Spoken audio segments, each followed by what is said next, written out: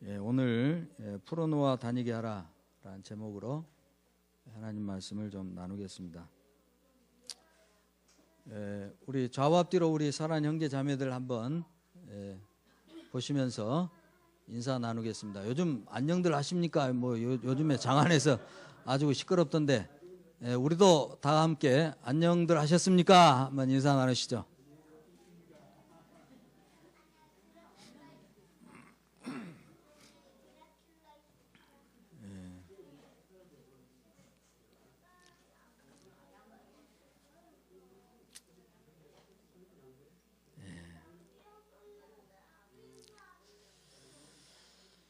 자, 먼저 오늘 11장 그 전체 본문에 대해서 잠깐 서기를 좀 하고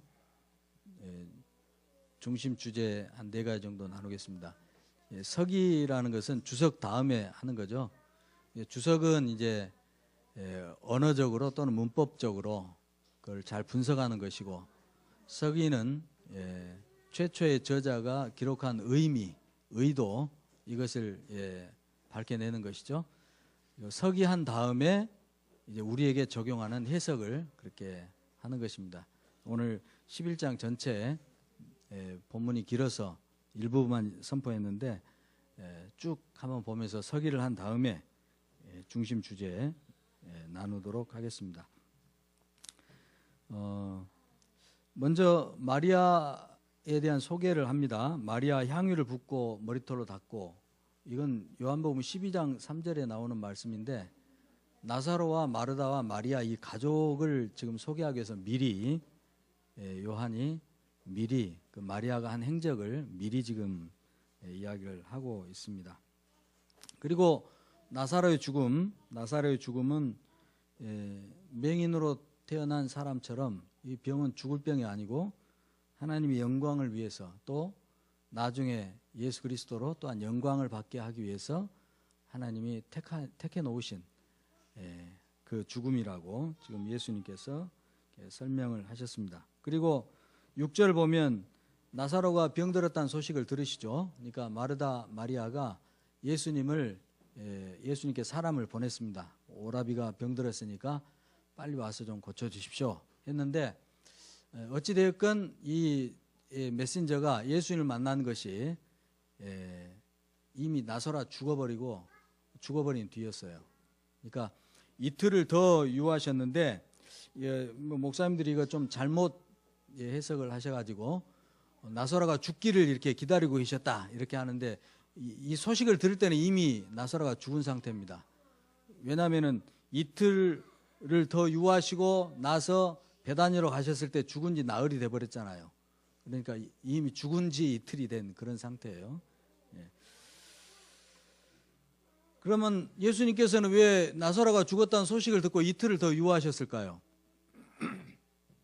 나사로가 죽을 때까지 기다린 게 아니고, 물론 어떻게 보면 그것도 맞는데, 초막절이 되었을 때 예수님께서 동생들이 초막절이 됐으니까 올라가라고 그랬을 때 예수님이 올라가시지 않잖아요. 내 때가 이르지 않았다 그렇게 말씀하시면서, 그때 제가 카이로스에 대해서 말씀을 나눠드렸습니다. 같은 맥락입니다. 아버지께서 지금 예수님이 움직일 카이로스를 아직 주시지 않은 거예요. 그러니까 그 하나님 아버지로부터 오는 카이로스의 때를 기다리기 위해서 예수님께서 이틀을 더 유하시죠. 그러니까 하나님께서는 하나님 입장에서 보면 맞습니다. 나사로가 죽을 때까지 기다리게 하신 것이 맞죠. 근데 예수님께서는 아버지의 카이로스를 받기 위해서 지금 대기 중 스탠바이 하고 계시는 그 시간이 이틀을 지난 거죠. 이것은 참 우리가 우리의 신앙에서 잘 좀 소화하고 행해야 될 부분인데, 목사인 저도 이 부분이 잘 안 됩니다. 다급하면 움직여버리죠. 하나님의 카이로스를 기다리기보다는 움직여버립니다. 이것이 우리의 또 신앙 도전인데, 아무튼 예수님께서는 아버지께서 사인해 주시는 그때를 기다리기 위해서 이틀을 더 유하셨다. 그리고 이제 유대로 다시 이제 하나님의 사인이 왔습니다. 이틀이 지난 뒤에 사인이 와서 가자고 그러니까, 조금 전에 지금 10장에서 수전절에 돌 맞아 죽을 뻔했거든요. 아버지와 나는 하나이니라 이렇게 말씀하시니까 신성모독이라고 유대인들이 돌로 쳐 죽이려고 그랬거든요. 이게 급히 지금 도망쳐 나왔는데 다시 지금 그 들어가자고 그러니까 제자들이 아니 방금 전에 돌 맞아 죽으려고 하는데 또 그리로 가시려고 합니까? 이때 예수님께서 낮이 12시간이 아니냐 이렇게 말씀하십니다. 예. 이 낮이 12시간이 아니냐, 사람이 낮에 다니면 이 세상의 빛을 보므로 실족하지 아니하고 이렇게 말씀하셨는데, 낮이 12시간이 아니냐는 말씀의 의미는 뭐냐면 두 가지 의미가 있습니다. 예, 세상의 빛이신 하나님의 빛 가운데 행할 때는 보호를 받는다는 거예요. 예, 사람들이 예수님을 죽이려고 했지만 죽일 수가 없었습니다. 예수님이 도망 다녀서 그런 게 아니고 주님의 때가 되지 않아서 죽으실 수가 없는 거예요. 그리고 사람들이 죽이려고 해서 죽음을 당하신 게 아니죠. 스스로 목숨을 내놓으셨습니다. 그 때에 맞춰서. 예.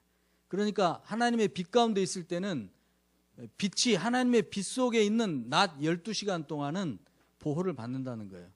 예. 또 두 번째 의미는 낮 12시간은 제한된 시간이라는 거죠. 빛 가운데 활동할 수 있는 시간이 있고 밤이 찾아온다는 것입니다. 그래서 지금은 세상에 비치신 예수님이 아버지와 함께 지금 동역을 이루고 계시기 때문에 걱정하지 말라는 거죠. 돌마다 죽지 않으니까 걱정하지 말라.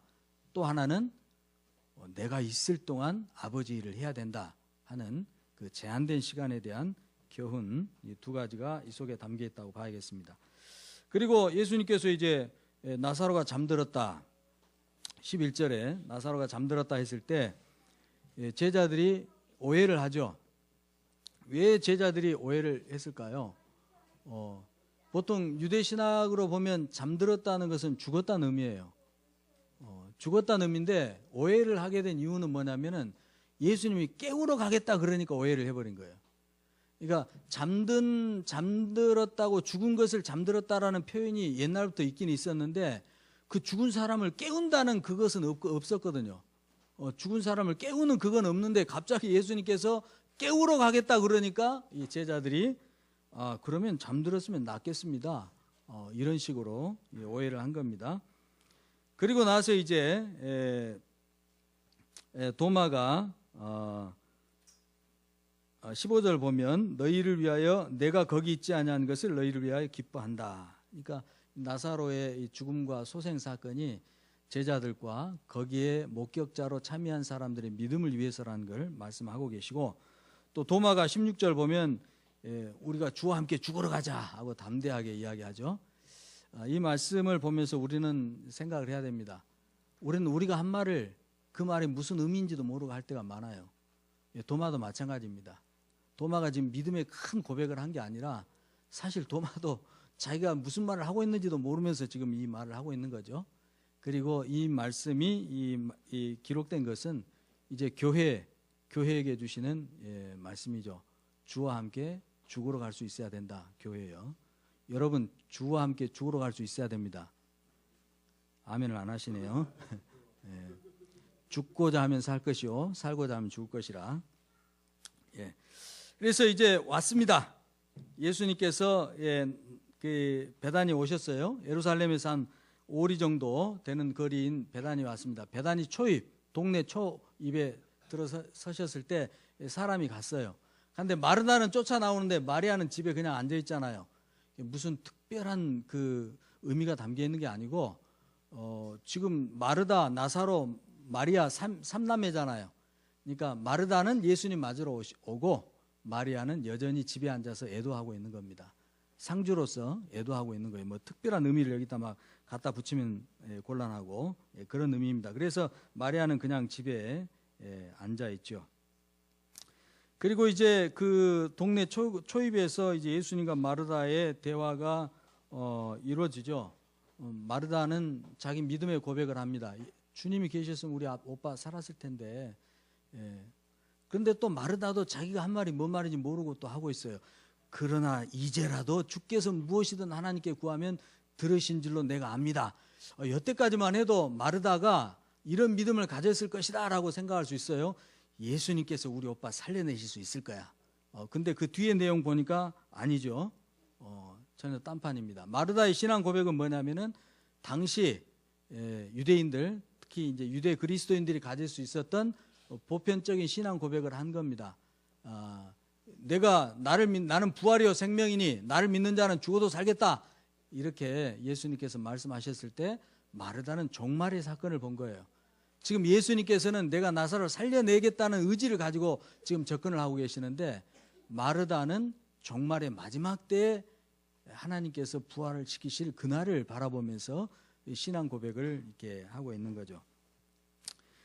그래서 아무튼 이제 마리아도 다시 와서 예수님 맞이하고 예수님 가셨습니다. 상가를 갔는데 33절 보니까 제가 중요한 부분만 서기를 하겠습니다. 여러분이 이해하기 어려운 부분만. 33절에 가니까 예수님께서 심령의 비통이 여기셨다, 이렇게 되어 있습니다. 예수님께서 심령의 비통이 여기셨다, 이건 분개하셨다는 뜻이에요. 분개하셨다는 뜻이고, 또 분개하셨으면서 동시에 바로 불쌍히 여기셨다, 이렇게 되어 있고, 그 다음에 또 좀 가니까 예수님 또 우세요. 사람들이 우는 걸 보고 그냥 버럭 화를 내셨다가, 또 그 사람들을 불쌍히 여기셨다가, 또 사람들이 울어서 화내신 분이 또 나중에 자기도 또 웁니다. 우리는 이따가 왜 예수님께서 그렇게 하셨는지에 대해서 좀 자세히 살펴보겠습니다. 그리고 예수님께서 이제 41, 42절 이렇게 쭉 보면 갑자기 소리내서 기도하시죠. 예수님께서는 소리내지 않고도 지금 계속해서 아버지와 소통하고 계십니다. 그런데 이 즈음에 이르러서는 일부러 소리를 내십니다. 기도의 소리를 내세요. 목사도 일부러 기도의 소리를 낼 때가 있습니다. 그건 뭐냐면은 그 기도를 경청하고 있는 그 사람들의 믿음을 위해서 그런 거예요. 물론 그 사람들 들으라고 한 기도는 아니죠. 목사가 사람 들으라고 기도해 주는 건 아닙니다. 그러나 그 기도의 내용을 통해서 그 사람의 믿음을 더 격려해 주기 위해서 기도하는 거죠. 그 소리내서 기도하는 것의 이유를 또 예수님께서 설명을 하셨어요. 항상 내 말을 들으시는 줄을 내가 알았나이다. 그러나 이 말씀하옵는 것은, 내가 지금 소리를 내서 아버지께 지금 기도하는 것은 여기 둘러선 무리를 위함이니 곧 아버지께서 나를 보내신 것을 그들로 믿게 하려 함이니이다. 거기 모인 사람들의 믿음을 위해서 예수님께서 지금 사역에 그 진행되고 있는 과정을 일부러 소리를 내시면서 아버지와 지금 대화를 하는 거죠. 예수님께서 나사로야 나오라, 그러니까 나왔습니다. 나온 나사로가 수족을 배로 동인 채로 있습니다. 이것은 보통의 어떤 장례의 행위라고 볼 수 있는데, 수건을 얼굴이 수건에 쌓인 채로 나왔습니다. 나사로가 살아날 때는 얼굴에 수건을 쓴 채로 나왔는데, 예수님이 부활하실 때는 어땠습니까? 수건이랑 예수님을 둘러쌌던 세마포가 다 객해 있었죠. 차이가 있어요. 그 중요한 차이가 있습니다. 무슨 차이냐면, 나사로가 나올 때는 그 수건을 얼굴에 여전히 쓰고 나온 것은 뭐냐면은 나사로의 소생이 부활이 아니라는 거예요. 죽음을 완전히 정복한 상태의 그 부활이 아니라, 아직은 나중에 나사로 다시 죽습니다. 아직은 그 죽음으로부터 완전히 벗어났다고 할 수 없는 그런 상태를 보여주기 위해서 지금 이렇게 표현을 한 거죠. 그런데 아무튼 이 결정적인 표적을 통해서, 여러분 항상 결정적인 뭔가가 나오면 사람들이 두 갈래로 갈립니다. 거기 사람들이, 많은 유대인이 예수님을 믿었습니다. 이 표적을 보고 뭐 기도를 초풍할 그런 표적 아닙니까? 아주 쇼킹한 거죠. 그래서 많은 사람들이 믿음을 유보하고 있다가 믿음을 갖게 됐어요. 그런데 이런 표적을 드러났는데도 46절 보니까 그 중에 어떤 사람들은 밀고하러 가는 거예요. 종교 권력자들에게 밀고하러 가는 겁니다. 이렇게 갈려요. 예수님이 십자가에 죽어버리신 이유도 뭐냐면은 진짜 하나님의 백성을 정확하게 구분해내기 위해서 그러신 거예요. 예수님이 십자가 앞에 믿을 것인가 말 것인가 정확하게 판단을 내려야 되거든요. 거기서 애매모호한 회색지대가 없어요. 예수님이 십자가 앞에서는 중간지대가 없습니다. 그 십자가에서 죽으신 예수를 믿을 건가 말 건가 둘 중에 양당 간에 선택하라 이겁니다. 하나님이. 예. 오늘 이 나사로가 소생한 이 사건을 통해서도 많은 사람이 믿었는데 여러분 어떠셔서 이 말씀을 읽으실 때 어떻게 이 와중에도 믿음을 갖지 못하고 종교 권력자들에 가서 밀고 하러 가는 사람들이 있을 수 있을까? 안타깝지 않으셨습니까, 여러분? 이 부분 읽으실 때? 예. 그래서 이 사람들의 밀고 때문에 급하게 산헤드린 공회가 소집된 거예요. 산헤드린 공회가 소집돼 가지고 이 소집된 공회에서 비로소 예수님에게 현상금을 걸고 공개 수배령을 내린 겁니다. 결정적으로 이렇게 된 겁니다. 예. 이 과정에서 대제사장 가야바가 이렇게 이야기를 하죠. 한 사람이 백성을 위하여 죽어서 온 민족이 망하지 않게 되는 것이 너에게 유익한 줄을 생각지 아니하는도다. 여러분 그 가야바의 표현은 가야바가 지금 이스라엘 민족을 지금 생각하는 게 아니에요.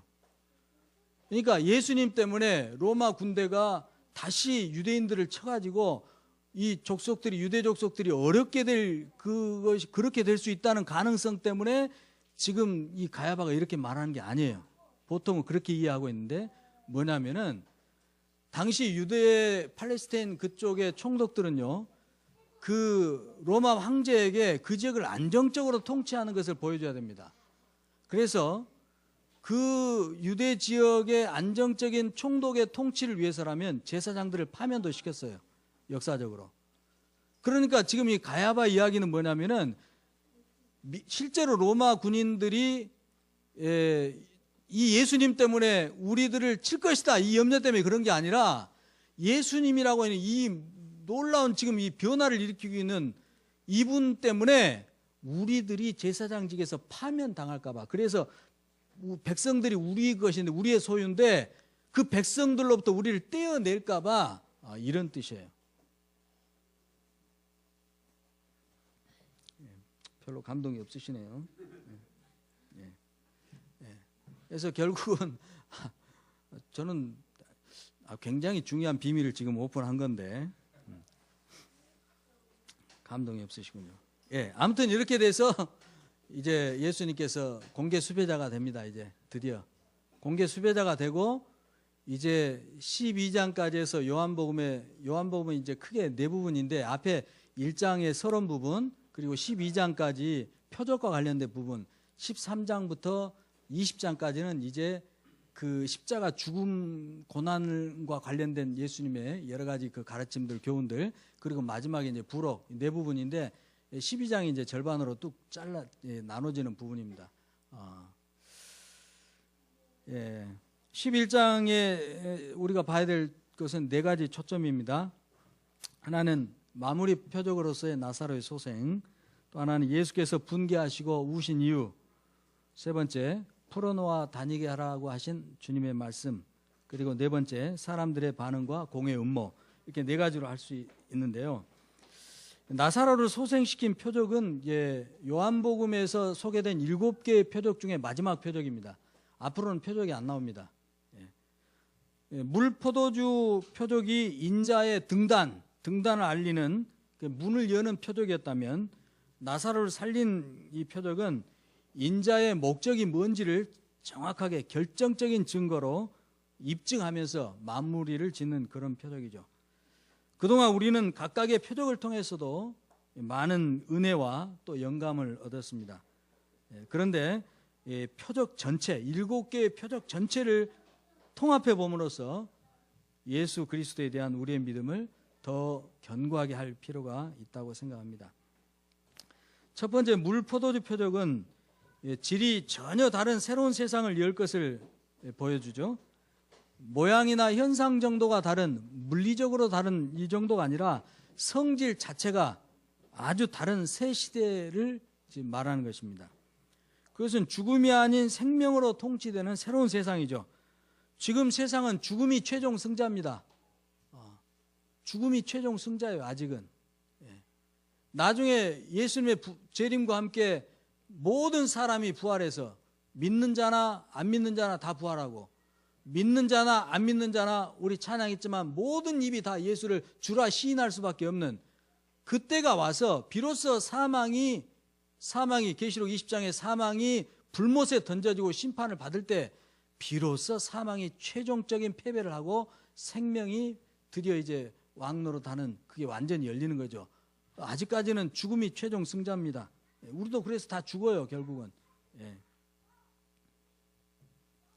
모든 사람이 죽음의 지배 아래 놓여 있습니다. 그러나 이제 죽음이 생명에게 삼켜지고 생명이 왕노릇할 그 세상이 이루어질 것인데, 그러면 하나님의 백성들은 그 생명 아래서 자유롭게 살게 될 것이다. 이것을 보여주는 표적, 물포도주 표적입니다. 그래서 사실 이것이야말로 우리가 정말 반드시 붙들어야 될 그런 사실 중에 사실이죠.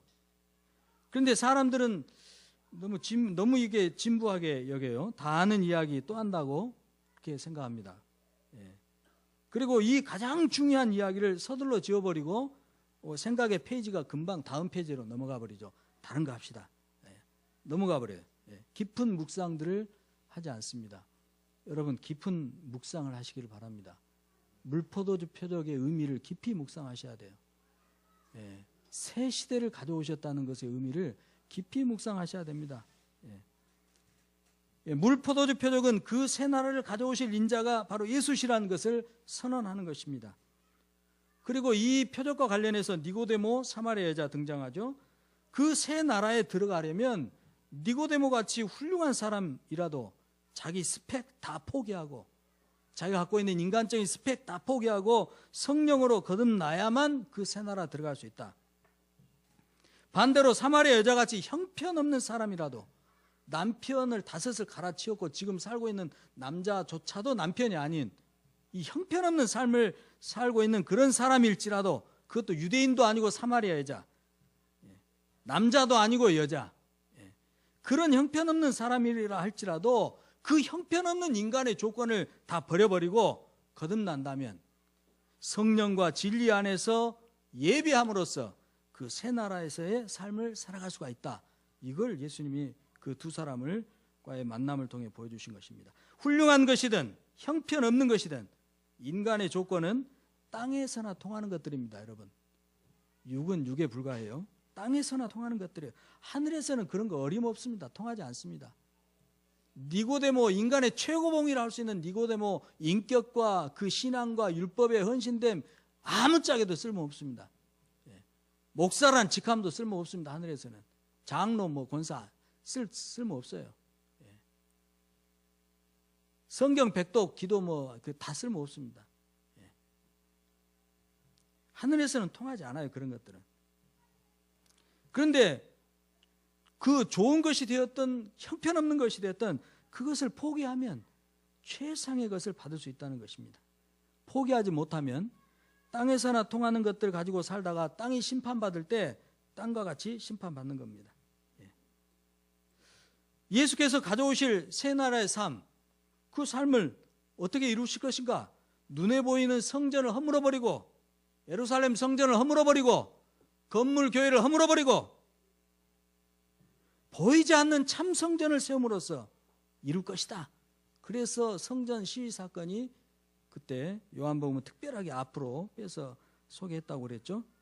왜냐하면 성전 이야기를 왜 합니까? 성전은 하나님 백성들의 삶의 중심이에요. 삶의 센터입니다. 센터. 그래서 성전 이야기를 가져와서 하신 것이죠. 그리고 두 번째, 고관대작의 아들을 살린 두 번째 표적, 그것은 예수께서 생명의 주관자라는 것을 보여주는 것이고, 38년 된 병자 치유 사건, 그것은 그 이 병의 발병 원인이 죄였습니다. 그래서 이 사람을 치유하셨다는 것은 죄를 용서하시는, 다시 말해서 예수께서 죄를 심판하는 심판주라는 것을 보여주는 그런 표적이죠. 이후에 보이신 바다 위를 걸으셨습니다.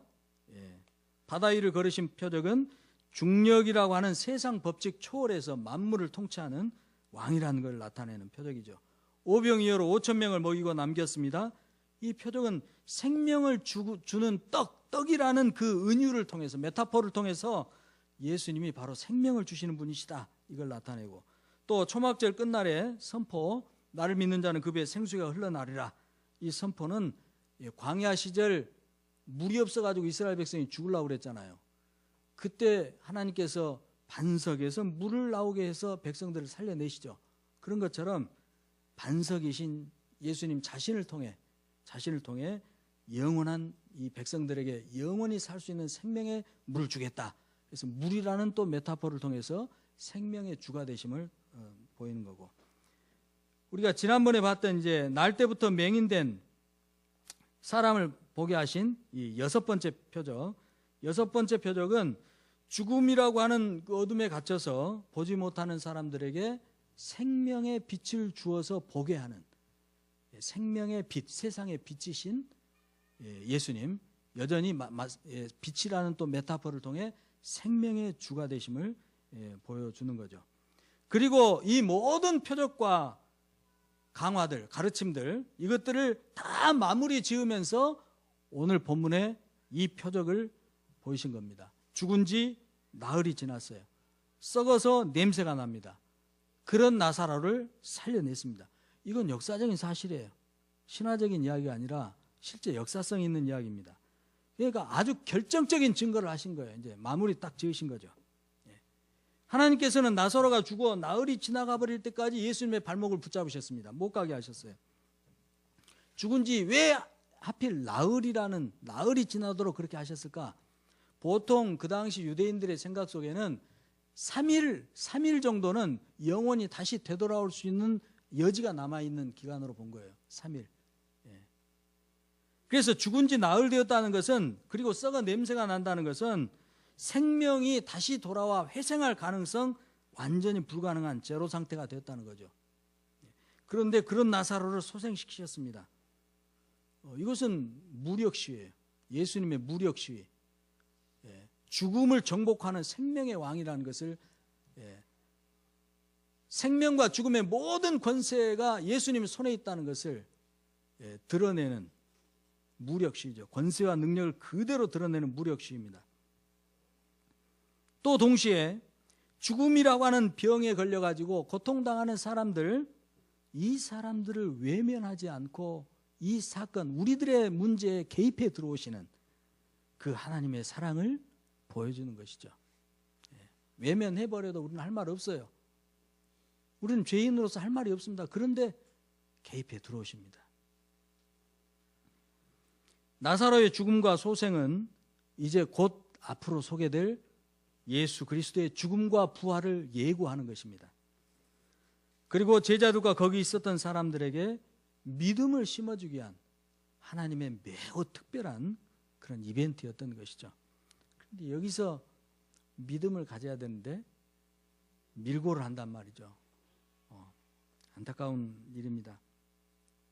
그러나 이런 결정적인 표적과 가르침들을 지금 주님이 주었는데도 불구하고 사람들은 예수님을 분개하게 만들었습니다. 33절에 심령의 비통이 여기셨다는 그 헬라어는 엠브림 마이마오, 이런 말인데 매우 분노하다라는 뜻이에요. 그러니까 복음서에서 예수님의 감정을 나타낸 단어 가운데 최고로 격한 단어예요. 격분하셨다는 얘기예요. 격분하셨다. 다시 표현하면 분개하고 막 격분하셨다는 이야기예요. 그러니까 마르다, 마리아, 또 나사로의 죽음을 애도하기 위해서 온 사람들이 거기 예수님 주변에 모여가지고 그 죽음을 애도하면서 우는데 그걸 보시면서 격분을 하셨다는 이야기예요.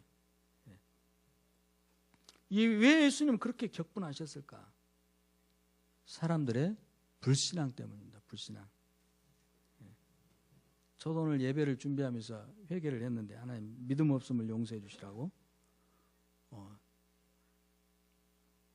수많은 표적들과 선언들, 가르침들이 있었습니다.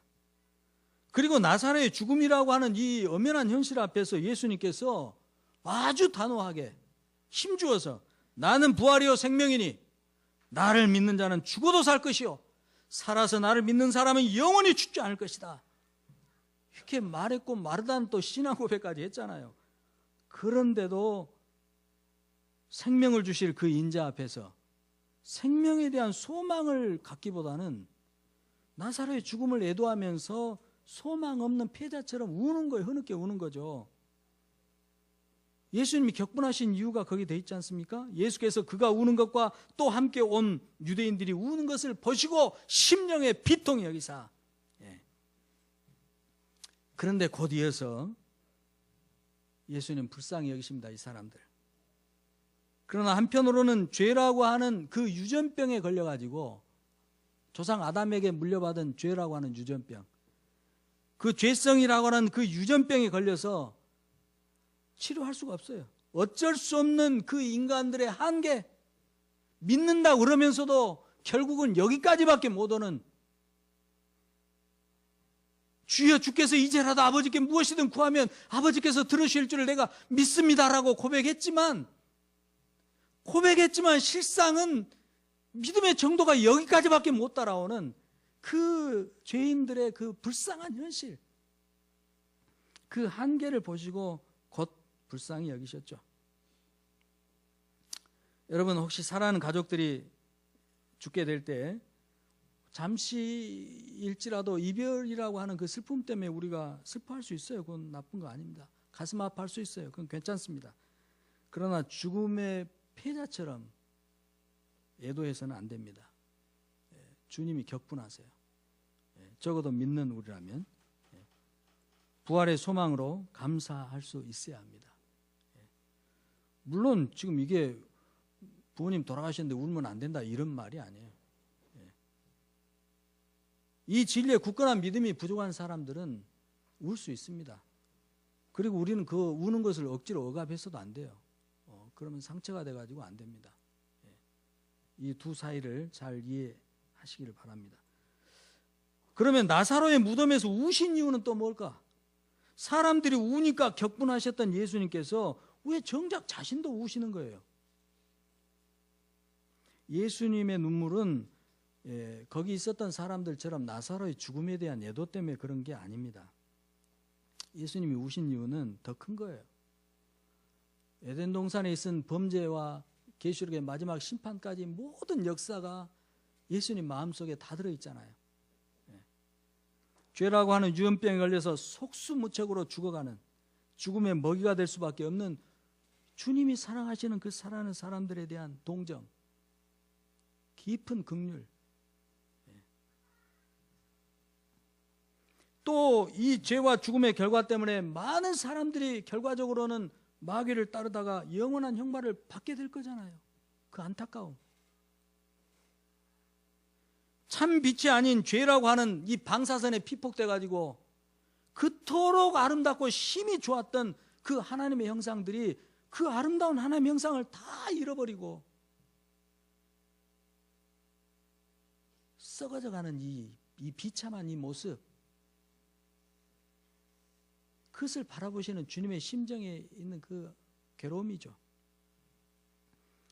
또 그만큼 반대적으로는 이 모든 것을 가져온 그 죄와 죽음, 결국 사단에 대한 분노, 내가 나를 절대로 용서할 수 없다.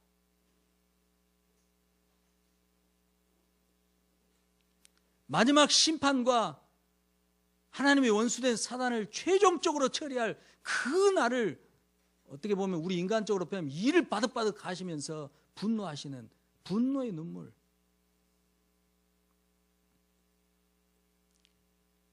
불가피한 심판에 대한 깊은 안타까움도 갖고 계셨을 것입니다.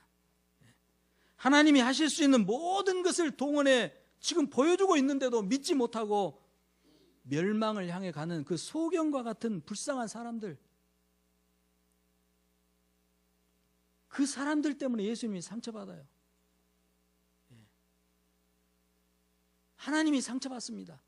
아들을 십자가에 내어주기까지 인류를 구원하고 싶어서 모든 수단과 방법을 다 동원해서 하나님이 하실 수 있는 모든 걸 다 지금 보여주고 있는데도 믿지 못하고 눈먼 소경처럼 그 죽음을 따라가다 결국 죽게 될 그 사람들에 대한 말할 수 없는, 하나님 얼마나 상처받으십니까? 그런 것 때문에 예수님이 우셨다고 봐야 됩니다. 그러므로 사랑하는 형제 자매 여러분, 우리도 예수님과 같은 심정으로 이 세상과 죽음을 볼 필요가 있다고 생각합니다. 그런데 사람들은 죽음을 죄의 필연적 결과로 보지 않죠. 생로병사라고 하는 자연의 섭리로 봅니다. 당연시 여겨버려요. 우리도 그러지 않습니까? 죽음이 정해져 있기 때문에, 어차피 죽기 때문에 당연시 여겨버려요. 그러나 예수님에게 죽음은 당연한 것이 아니었습니다. 죽음은 하나님의 모든 의로운 분노를 끌어모아서 없애버려야 될 하나님의 철천지 원수. 독자를 잃은 어떤 과부인데 독자를 잃었어요. 과부가 고타마 시타르타 부처를 찾아왔다고 합니다. 그때 고타마는 그 과부에게 이런 조언을 했다고 그래요. 그런 사연 없는 집 7집을 찾아가서 쌀 한 움큼씩만 얻어와라. 이게 무슨 뜻입니까? 인생이란 것이 다 그런 거라는 거예요. 너같이 그 괴롭고 억울한 일 없는 집이 아무도 없다는 게 다 똑같다는 거예요. 그렇게 이야기하면서 부처는 이 과부의 깊은 슬픔을 비켜갑니다. 그러나 예수께서는 죽음에 맞서십니다. 나인성 과부가 독자를 잃었을 때 예수께서 어떻게 하셨습니까? 상해 행렬을 멈추게 하셨습니다. 멈춰라. 자기에게 있는 것이라고는 이 아들 하나밖에 없었던 이 과부가 그 독자의 죽음을 슬퍼하면서 울며 따라가고 있는 그 행렬을 멈추신 거예요.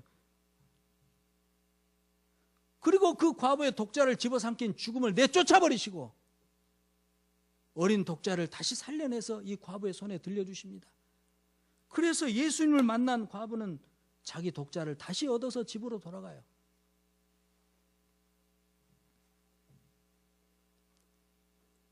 예수님은 죽음에 맞서십니다.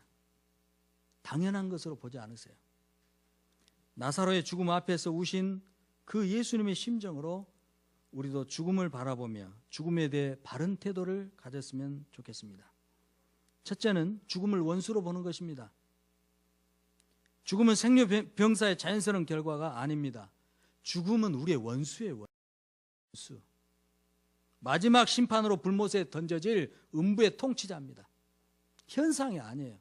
사망이라고 하는 현상이 아니에요. 둘째는 죽음을 이기려고 해야 합니다. 죽음을 이길 수 있는 유일한 길은 죽는 겁니다.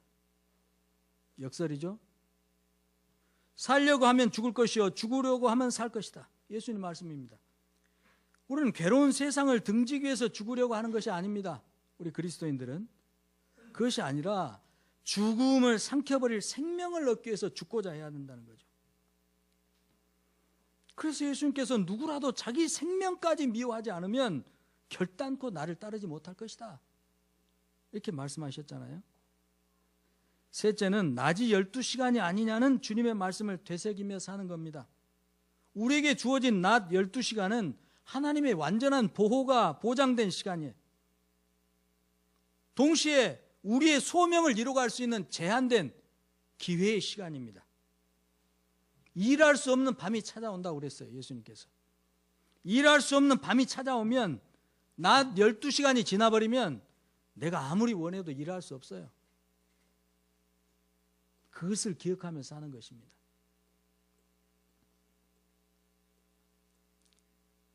예수 그리스도로 다시 생명을 얻었다면, 여러분 예수 그리스도로 인해서 영원한 생명을 얻으셨다면, 죽음으로부터 벗어나셨다면 이제 여러분들의 영혼을 풀어놓아 다니게 하시게 되기를 축복합니다. 풀어놓아야 합니다. 또 다니게 해야 합니다. 여러분의 영혼이 예수님 안에서 자유하게 되기를 진정으로 축복합니다. 예수님 우리를 자유롭게 하시죠. 우리를 동여매는 죽음으로부터, 죽음을 불러오는 죄로부터, 죄책감으로부터,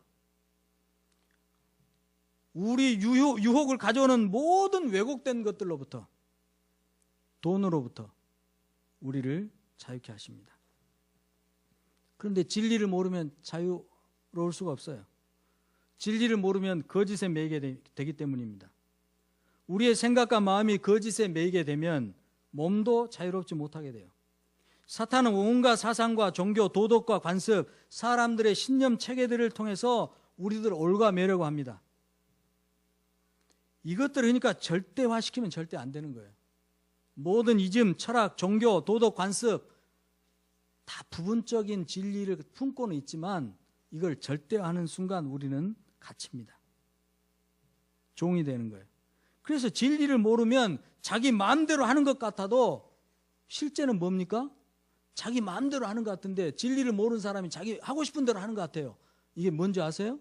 사탄의 꼭두각시가 되는 거예요. 자기는 자기 마음대로 하는 것 같은데 다 사탄이 이 세상에 준 모든 사상과 철학, 종교, 도덕, 관습, 사람들의 신념, 체계 이런 것들을 통해서 조종하는 거예요. 조종해. 놀아나는 겁니다. 우리는.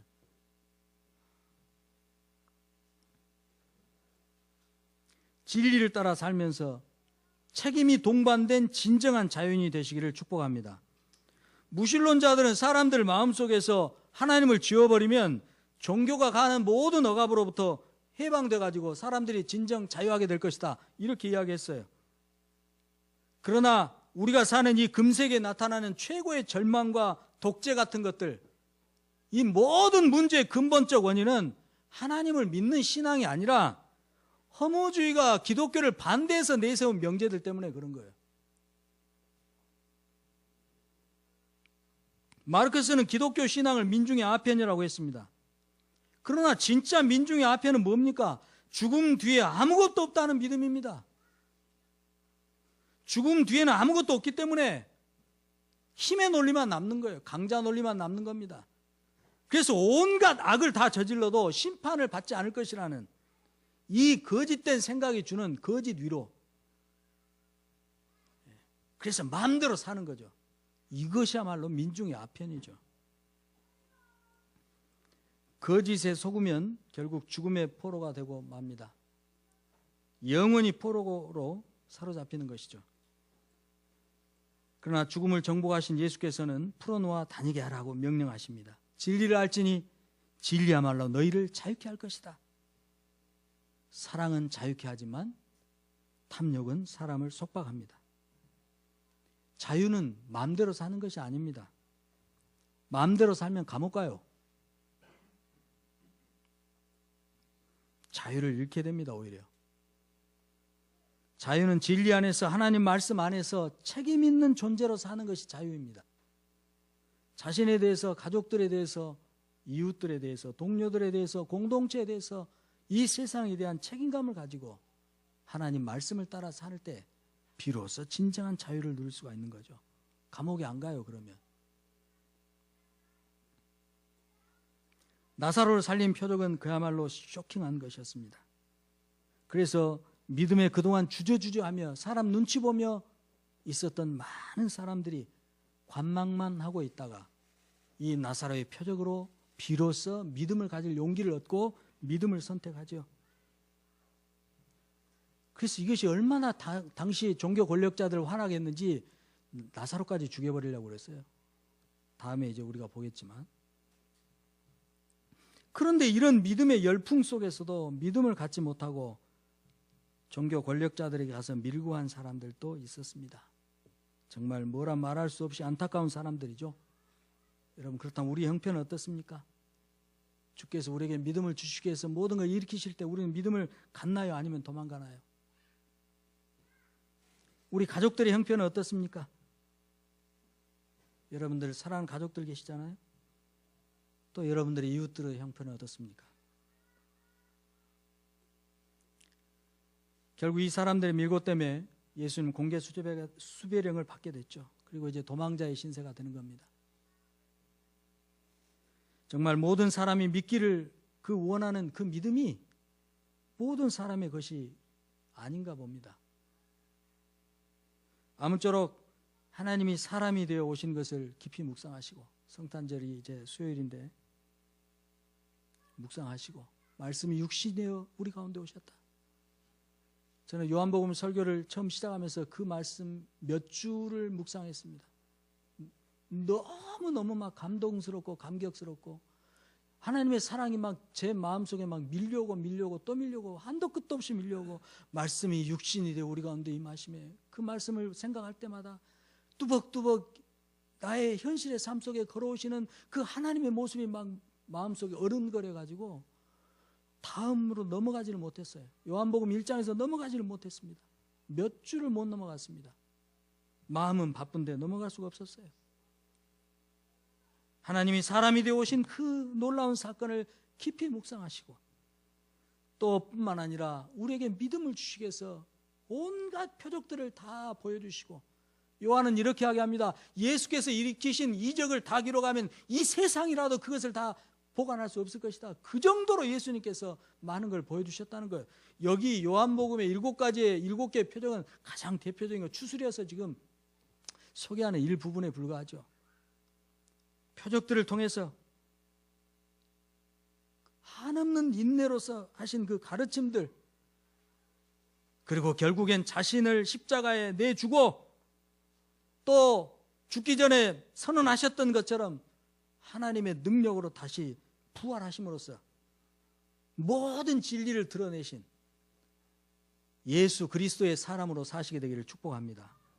신실하게 복되게 사시기를 축복합니다. 우리들의 영혼이 정말 인간의 어떤 것으로 매이지 않고 오직 하나님의 진리 안에서 자유케 되는, 그래서 마음껏 우리의 영혼을 풀어놓고 돌아다니게 하는 그런 자유함, 이 자유함을 우리가 만끽했으면 좋겠습니다. 기도하겠습니다.